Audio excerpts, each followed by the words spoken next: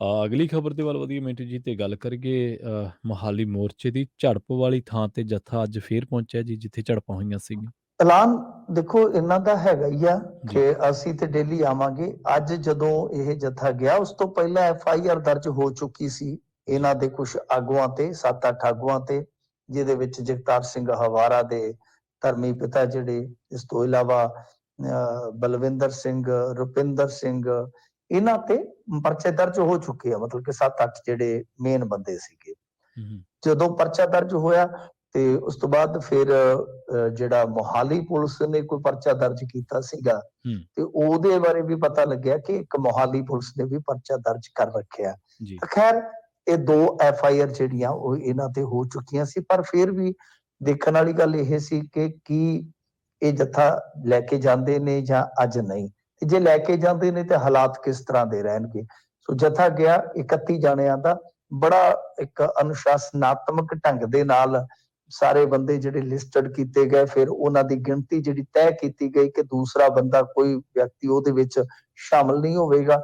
ਗਏ ਨੇ ਉੱਥੇ ਫਿਰ ਰੋਕਿਆ ਗਿਆ ਕਿਉਂਕਿ ਅੱਜ ਤਾਰਬੰਦੀ ਜਾਂ ਜਿਹੜੇ ਦੂਸਰੇ ਪ੍ਰਬੰਧ ਸੀ, ਟਿੱਪਰ ਲਿਆ ਕੇ ਉਹਨਾਂ ਨੇ ਰੱਖ ਛੱਡੇ ਸਨ, ਉਹ ਬੜੇ ਜ਼ਿਆਦਾ ਐਤਕੀ ਪੁਖਤਾ ਸੀਗੇ ਕੱਲ ਦੇ ਮੁਕਾਬਲੇ।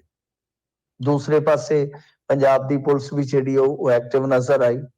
ਤਾਂ ਇਹਨਾਂ ਨੇ ਜੋ ਉਹ ਜਥਾ ਭੇਜਿਆ ਸੀਗਾ, ਜਦੋਂ ਉੱਥੇ ਉਹ ਜਥਾ ਪਹੁੰਚਿਆ ਤੇ ਉਹਨਾਂ ਦੇ ਨਾਲ ਕੁਝ ਦੇਰ ਗੱਲਬਾਤ ਕੀਤੀ ਤੇ ਉਸ ਤੋਂ ਬਾਅਦ ਫਿਰ ਜਦੋਂ ਉਹਨਾਂ ਨੇ ਇਨਕਾਰ ਕਰ ਦਿੱਤਾ ਤੇ ਹੋਇਆ ਕਿ ਇਹ ਜਥਾ ਉੱਥੇ ਹੀ ਬੈਠ ਕੇ ਨਾਮ ਸਿਮਰਨ ਕਰਨ ਲੱਗ ਪਿਆ। 2 ਘੰਟੇ ਦਾ ਵਕਫਾ ਜਿਹੜਾ ਇਹਨਾਂ ਨੇ ਰੱਖਿਆ ਸੀਗਾ ਕਿ ਅਸੀਂ ਉੱਥੇ ਬੈਠਾਂਗੇ, 2 ਘੰਟੇ ਨਾਮ ਸਿਮਰਨ ਉਪਰੰਤ ਇਹ ਜਥਾ ਜਿਹੜਾ ਵਾਪਸ ਮੋਰਚੇ ਤੇ ਆ ਗਿਆ।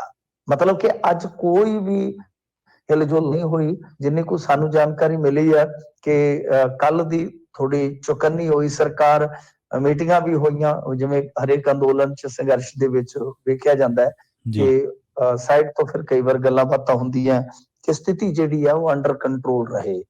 ਵੈਸੇ ਕੱਲ ਜੋ ਹੋਇਆ ਉਹ ਮੰਦਭਾਗਾ ਸੀਗਾ।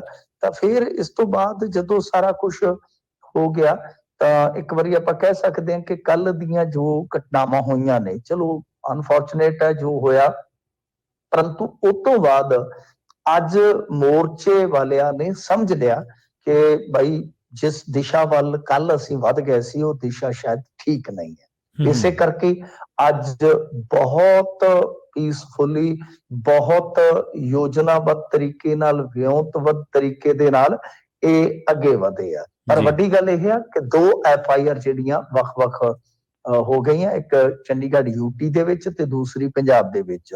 ਤਾਂ FIR ਜਿਹੜੀ ਚੰਡੀਗੜ੍ਹ ਵਾਲਿਆਂ ਨੇ ਕੱਟੀ ਆ ਉਹ ਤਾਂ 307 ਹੋਰ ਬਹੁਤ ਸਾਰੀਆਂ ਧਾਰਾ ਜਿਹੜੀਆਂ ਉਹ ਲਾ ਦਿੱਤੀਆਂ ਗਈਆਂ। ਇੱਥੋਂ ਤੱਕ ਕਿਹਾ ਗਿਆ ਕਿ ਸਾਡਾ ਕੁਝ ਮਤਲਬ ਕਿ ਹਥਿਆਰ ਜਾਂ ਕੁਝ ਹੋਰ ਔਜ਼ਾਰ ਜਿਹੜੇ ਹੁੰਦੇ, ਸਾਜੋ ਸਮਾਨ, ਉਹ ਵੀ ਇਹਨਾਂ ਨੇ ਲੁੱਟ ਲਿਆ ਹੈ।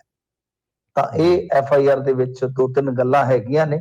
ਖੈਰ ਹੁਣ ਦੇਖੋ ਕੱਲ ਨੂੰ ਜਥਾ ਫੇਰ ਜਾਏਗਾ ਤੇ ਕੱਲ ਕੀ ਬਣਦਾ, ਪਰ ਇਹ ਸਾਫ਼ ਹੈ, ਸਪਸ਼ਟ ਹੈ ਕਿ ਜਥੇ ਜਿਹੜੇ ਆ ਉਹ ਮੁਸਲਸਲ ਜਾਂਦੇ ਰਹਿਣਗੇ ਜਿੰਨਾ ਚਿਰ ਗੱਲਬਾਤ ਜਿਹੜੀ ਕੋਈ ਤੁਰਦੀ ਨਹੀਂ। ਤਾਂ ਗੱਲਬਾਤ ਦੇ ਵੀ ਸੰਕੇਤ ਤੇ ਅੱਜ ਮਾਲਵਿੰਦਰ ਸਿੰਘ ਕਾਂਗੋਰਾ ਨੇ ਦਿੱਤੇ ਆ।